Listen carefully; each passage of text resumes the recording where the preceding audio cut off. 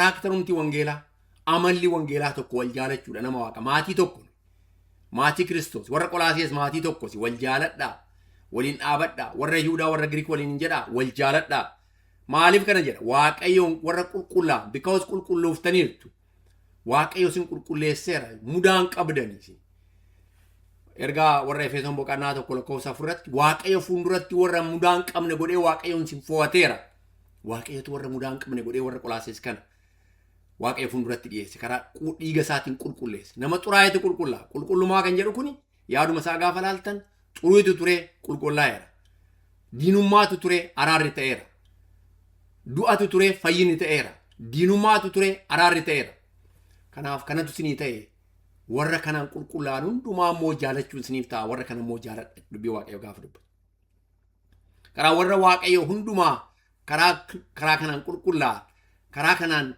gara Waaqayyootti dhufan hundumaa isaaniif jaalala keessan mul'isaa harka keessan banaa gara keessan akka dhufan isin isaa wajjin ta'a waldaan kiristaanaarra maal keessa jirti nama Kiristoos amane hunduma jaalanna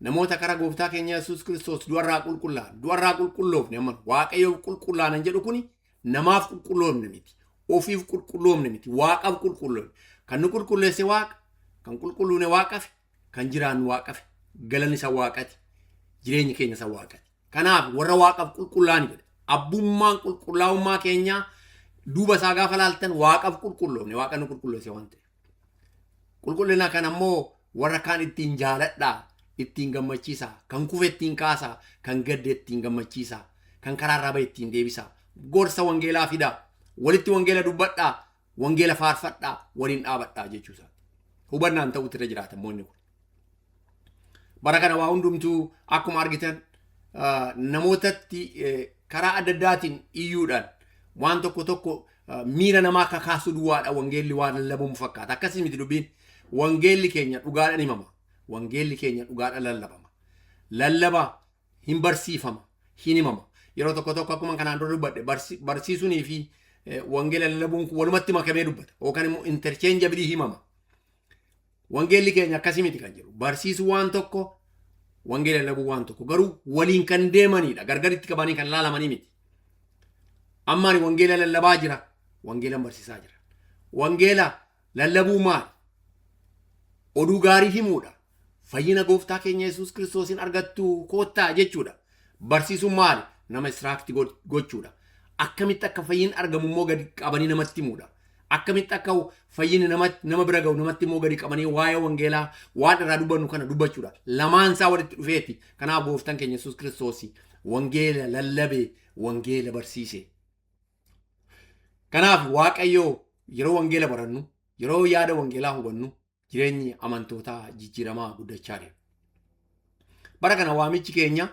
warra waldaa keessa jiru walitti wangeela lallabuu duwwaa ta'uun irra hin jiraatu addunyaa kanatti wangeela himuudhaaf waamichi keenya namoota wangeela dhageenya biraa wangeela geessisuudha har'a waldaa keessatti wangeela walitti himuudha rakkoo ta'e kan jiru maali rakkina ta'e mootiivii namaatu karaarraa bahe waa waldaa keessatti godhamuuti qabiyyee yaadichaa waan gara biraa ta'e kanaaf wal dhibuu baay'eetu dhalate fira uumachuu baay'eetu dhalate karaa adda addaatiin wangeela kana maqaa ofiitti himuu baay'eetu dhalate kanaaf waldaan rakkina godhatte bara Qolaasiyas kanatti waldaan rakkina godhatte ammallee rakkoo akkasii jira waldaa keessatti fallisaa maal Waaqayyoof qulqulloofne namoota Waaqayyoo qulqullaatan hundumaa ija qulqullinaatiin ija qulqullaa'ina Kiristoosin isaan laalu namni Kiristoosin fayye tokko ayyaana Waaqayyootti irra jira maqaa Waaqayyootti irra jira karoora Waaqayyootti irra jira ija Waaqayyoo laaluuf dirqama qaba namni tokko nama Kiristoosin fayye tokko kana jechuun immoo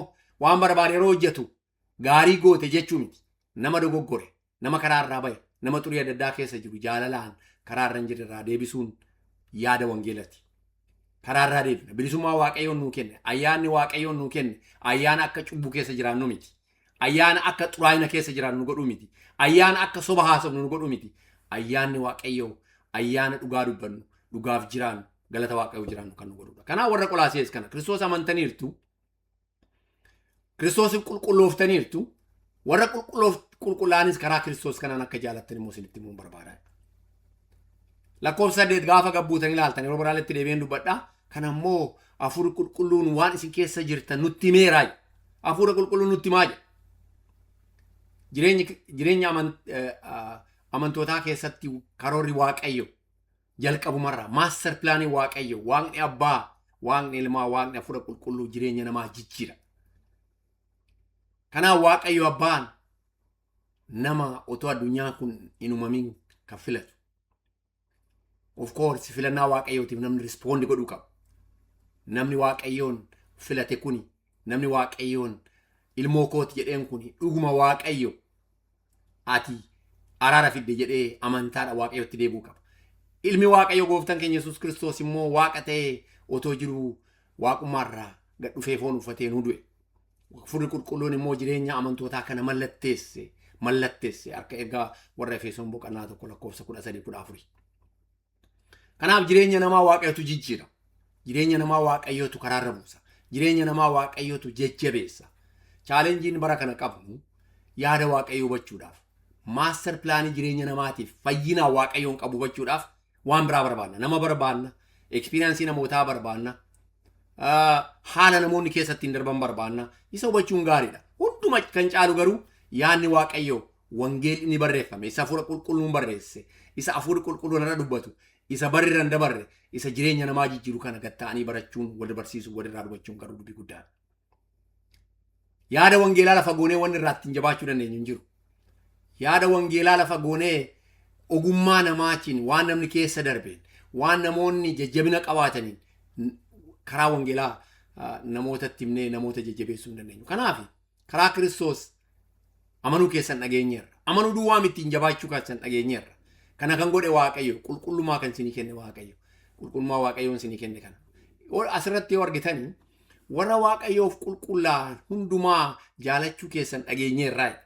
Dhaga'uu barbaannaan jedhu dhageenyeerraa jedha. Waan dhaga'eef namni kun yookaan dubbii Waaqayyoon kana dubbachaa jiru. Har'a nurraa dhaga'uu kan barbaadu Waaqayyoon kana. Waaqayyoof warra qulqullaa'an kana hundumaa jaallachuu keenya isinirraa dhageenyu jedha. Kun jechuu barbaadu Waaqayyo. Isa jaalala akkamii? Jaalala isa soba hin taane, isa jaalala fakkeessuu hin qabne, dabir personaalitii kan hin qabne, kaayyoo biraa kan of keessaa hin qabne, isa Waaqayyo jaalatu, identitii Kristos kan namoota of keessaa qaban, maalummaa Kristos of keessaa kan qaban kana akka jaalatan, yaada kanaan akka dhaabatan, warra godhan yaada godhe kana, ijuma kanaan Waaqayyo isaan fayyise kana namoota akka jaalatan Waaqayyoon yaada akkasii qaba. Kanaaf lakkoofsa 5 irratti abdii kanayyuu kan isinii kenne Waaqayyo, abdii kanarra kan isin dhaabe Waaqa, kana dhageenyeerra, kana hubanneerra. Kanaaf lakkoofsa 4 kana gaafa ilaaltan, lakkoofsa 3 kana gaafa ilaaltan, Waaqayyoof qulqullooftanii, erga qulqullooftanii booda namoota qulqullaa'an kanayyuu jaalachuu keessan dhageenye Waaqayyoon har'a kan nurraa dhaga'u. Waldaa kiristaanaa keessatti Waaqayyoon namarra dhaga'uu barbaadu maali? Nu qulqulleesseera gaafin hin jiru. Nu fayyiseera Waaqayyoon gaafin hin jiru. Du'aa nu kaaseera Waaqayyoon gaafin hin jiru. Shakkiin tokko hin jiru asirra. Waaqayyoon nu fayyiseera, nu qulqulleesseera, mudaa keenya nurraa dhiqeera, maalummaa keenya jijjiireera. Kanaan dura seenaa feene haa qabaannu. Dogoggoraaf cubbuu barbaanne keessaa jiran nu bara durii. Waaqayyoon takkaa Kiristoositti amannee fayyinaan nu qulqulleesseera. Qulqullaa'uu keenya kana garuu namoota qulqullaan ija maaliitiin Waaqayyoof respoond ittiin goona. Fayyina keenya Waaqayyoof hunduratti kan ittiin mul'ifnu tokko kana. Namoota fayyanii akka keenya qulqullaan ittiin jaalachuudhaan kana nurraa dhaga'uu barbaada. Hafuurri qulqulluu maal dhaga'uu barbaadaan? Daba waldaa keessatti namoonni irratti hojjechuu barbaadu. Daba fellowshippii kiristaanaa keessatti namoonni hojjechuu barbaadan kana dhugaa dubbachuudhaan sirreessuudhaan namoota Waaqayyoo kana jaalachuu nurraa dhaga'uu barbaada. Waaqayyo sobuun hin danda'amu. Waaqayyo sobuu, Waaqayyo dogoggorsuu, Waaqayyo jalaa miliquu hin danda'amu. Nama jalaa miliquu hin danda'amu. Nama sobuu hin danda'ama yeroodhaaf. Waaqa jalaa hafuura qulqulluu jalaan ija ofii maqsuun, bara ofii maqsuun, dogoggoraan Waaqayyo jalaa miliquun hin danda'amu. Maaliif yaada Waaqayyoon kan ittiin deemu dubbii isaatiin? Yaadni Waaqayyo bal'aadha. Beekumsi Waaqayyo sammuu namaatii oli. Mirmadummaa Waaqayyo waan namni yaadu oli. Kanaaf Waaqayyo fuulduraa dhokachuun hin danda'u. Kanaaf jaalala Waaqayyootiin namoota jaalachuutu nurra jiraata. Har'a asitti namoota Waaqayyo hin jaala jennaa, bakka biraatti immoo waan gara biraa dubbanna. Asitti namoota Waaqayyo waa'ee isaanii dubbannaa, asitti immoo waan gara biraa goona. Waaqayyoon kanarraa jireenya keenya, afaan keenya, lubbuu keenya fayyisu dhugaa dubbachuudha. Double personality akkasii akka qabaan Waaqayyoon hin barbaadu. Dadhabbina namaa dubbannee barsiifnee sirreessuun gaariidha. Akkamitti sirreessina? Namoota wangeelatti himuudhaan dadhabbina namaa kan sirreessinu, cubbuu namaa kan sirreessinu, karaatti namaan deebinu. Yeroo Daawit dogoggoru, yeroo Daawit cubbuu hojjetu, yeroo Daawit waan nugusa ta'ee waan adda addaa hojjetu, hamatee namni Waaqaa duubatti deebi'e miti. As bahee cubbuu natti hojjette kana Waaqayyo fuulduratti qalbii diddiirradhu, Waaqayyo fuulduratti gad of deebisiidha. Dubbii Waaqayyootiin sirreesse. Namni yeroo dogoggoru, namni yeroo karaa irraa ba'u, namni yeroo dogoggora karaa adda addaa keessa seenu dubbii Waaqayyootiin dubbachuudha. Namoonni kun immoo dogoggora isaanii, dadhabbina isaanii, cubbuu isaanii, qalbii diddiirrannaa Waaqayyo fuulduratti hin deebi'an taanaan itti gaafatamni kan isaaniiti. Gara jabina guddaadhaan deemuun jira bara kana. Wangeela yerootti dubbatamu namoonni maaltu si galche jechuufaa jira. Maal beekta jechuufaa jira. Ana caalaa beektaa, ana caalaa barsiiftaa, ana caalaa wangeela beektaa, anatu waldaa bulcha, anatu taatilee akkasii qaba jechuutu jira. I think waan hundumti kun waan hojjetu natti fakkaatu. Kan hojjetu akka ammas irraa argaa turre Waaqayyoof qulqulloofne. Namoota Waaqayyoof qulqullaa'anis immoo jaalachuun dirqama amantootaa akka ta'e hubachuun baay'ee barbaachisaa. Jaalalli kuni yeroo baay'ee waa'ee jaalalaa dubbanna. Yeroo baay'ee waa'ee jaalalaa lallabna. Yeroo waa'ee jaalalaa fakkeenya fudhanna. Waaqayyoon waa'ee jaalalaa yeroo dubbatu waan biraa miti fakkeenyi isaa isa ilma isaa ta'e tokkicha fannoo irratti ol baasee jireenya keenyaaf kennuu isaa. Jaalalli kana caalu jiraaree jedhee gaafata wangeelli. Wal dhiibuu baay'een jiraachuu mala. Wal miidhuun baay'ee jiraachuu mala. Walii dhiifama gochuun garuu waan amma Kristos nu dhiise kana Waaqayyoon nu dhiise kana wanni caalu tokko hin jiru. Ulfinni Waaqayyoof haa ta'u. Kanaaf saba Waaqayyo obboleeyyan koo obboleettiiwwan koo warri kana dhageessan wangeelli keenya kun kan nu qulqulleesse namoota qulqullaa taanee jiraannu akka taanu. Ergaa warra Qolaasees kun har'a Qolaasees kan jedhu kana waldaa keenya maqaa isaatti galchaa. Bakka jirtan magaala keessa jirtan waldaa maqaa qabdu keessa galchitan hundumaa maqaa waldaa isaatti galchaa. Maqaa keessan galchaa laala. Waaqayyo warra qulqullaa'an taanee namoota Waaqayyo qulqullaan akka jaalannu. Har'a gara jabeenya warratti duulu baay'eetu jira. Har'a gara jabeenya maqaa wal balleessuu baay'eetu jira. Har'a miidiyaatti ol baanii wal salphisuu baay'eetu jira. Har'a miidiyaa irratti sooshaal miidiyaa irratti baanii beekaa fakkaatanii waan barbaadan haasa'uu baay'eetu jira. Kana Waaqayyoon hin arga. Waaqayyoon konsiidarii godha. Ittiin gaafatamna. Ittiin Waaqayyoon waan dubbanne kanaaf hundumaaf deebii akka kennu dimaandi godha. Amantoonni afaan Waaqayyoon nu kenne qulqullummaadhaan tasgabbiidhaan hubannaadhaan Waaqayyo fuulduratti namoota Waaqayyootiif jaalalaan dubbachuun barbaachisaadha. Akkuma nama dubbadhe nama waa'ee kanaa goone yeroo ta'an waan hundumayyuu ija dunuuffannee dabaa fi sirrii walumatti laaqnee jaalanna jechuu miti. Jaalala kan hin taane soba kan ta'e isuma yeeyyii ta'ee gogaa hoolaa uffatee hoolaa keessa jiru kanas akkuma walatti ilaalla jechuu miti. Hoolaan hooladhaa gogaa yaayii kan uffate yookaan gogaa hoolaa uffatee yeeyyii kan ta'e geedala kan ta'e inni immaa geedala. Geedalummaa isaa himuu qabna karaa wangeelatiin dhugaa dubbachuudha. Kun nu jibbisiisuu danda'a waldaa keessatti yeroo dubbannu.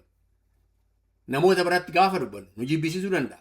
Nu balaaleffachiisuu danda'a. Nu hadheessuu danda'a. Is okay waan barbaade haa ta'u.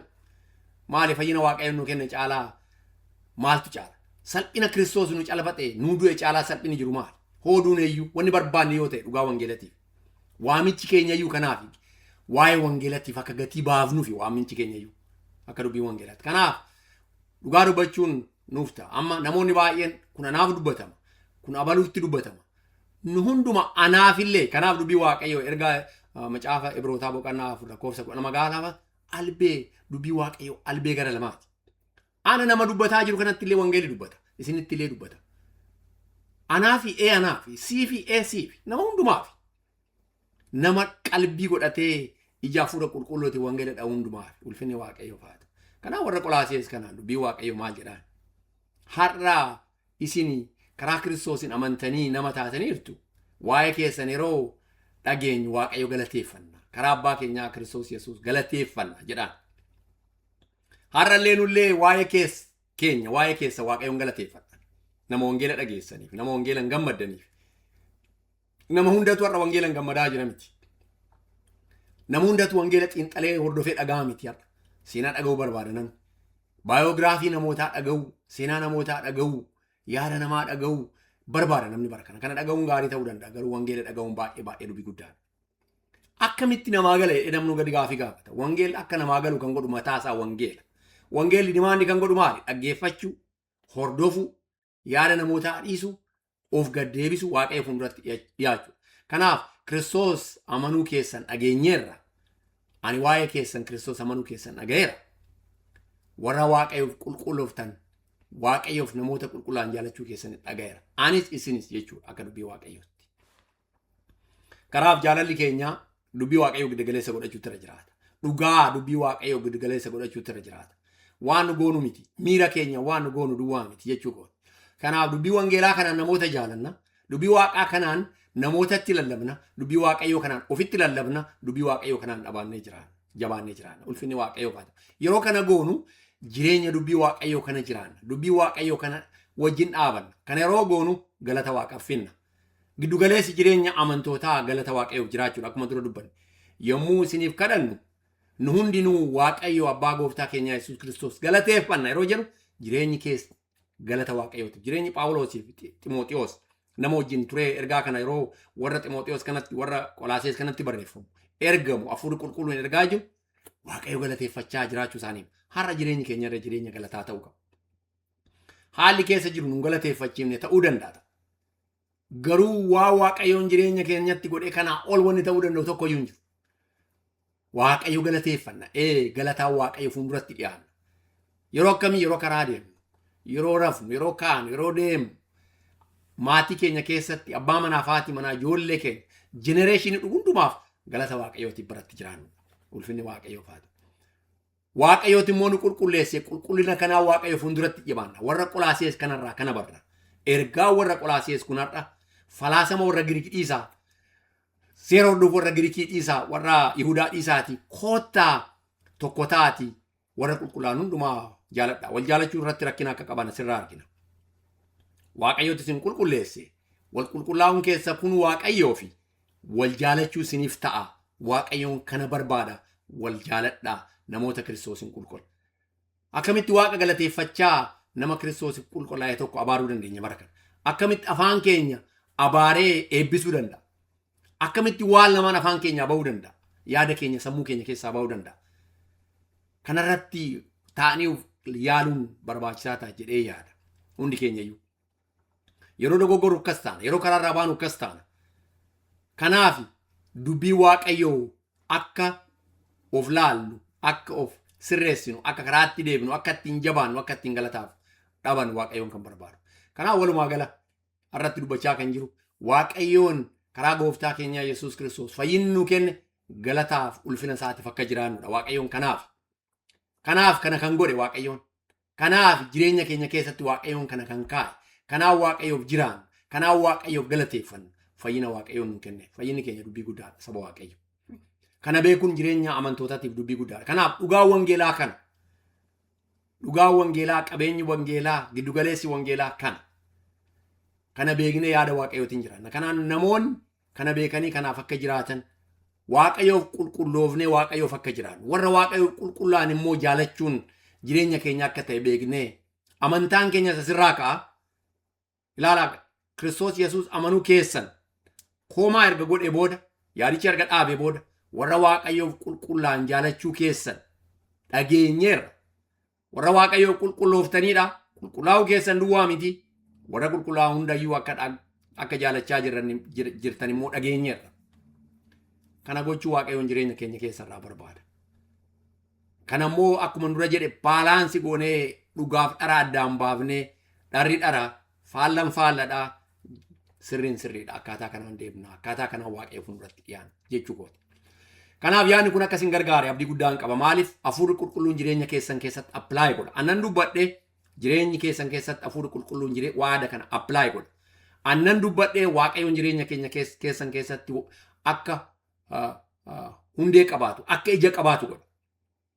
Lakkoofsa 6 irratti deebinee ilaalla. Akka ija qabaatu, akka firee qabaatu, akka fruutii qabaatu, akka jijjiirama fidu Waaqayyootu godha jireenya keessan keessatti. Anatu godha miti. Ani immoo nama Waaqayyooti dubbachuu duwwaadha. Waaqayyotu garuu jireenya keenya jijjiire. Waaqayyooti jireenya kiyyaaf keessan jijjiire. Ammallee jireenya keessan keessatti dubbiin kun akka olaantummaa qabaatu. Kan laalu galata Waaqayyoo laalla. Waan nu fuuldura dhaabate laalla miti. Dabina addunyaan kun jireenya keenya irratti fide laalla miti. Akka warra Qolaasiyees kana Yihuudummaa keenya, Giriikummaa keenya laalla miti. Bakkummaa irraa dhufne laalla miti. Jireenya keenya fuuldura waan dhaabate laalla miti. Waaqayyo waa hunda caalu kana laallee qulqullina Waaqayyoon nu kenne kana laallee Waaqayyo galateeffanna. Ulfinni Waaqayyoof haa ta'u. Waaqayyoon jireenya keessan haa eebbisu. Jireenya keessan ammallee haa utubu. Bara keessan Waaqayyoon ammallee galataaf haa godhu. Qulqullummaa keenya Waaqayyoon bara kana bara dukkanaa kana Waaqayyoon fiixaa baasu. Waaqayyoon ayyaana isaatiin nu haa gargaaru. Eebbifama.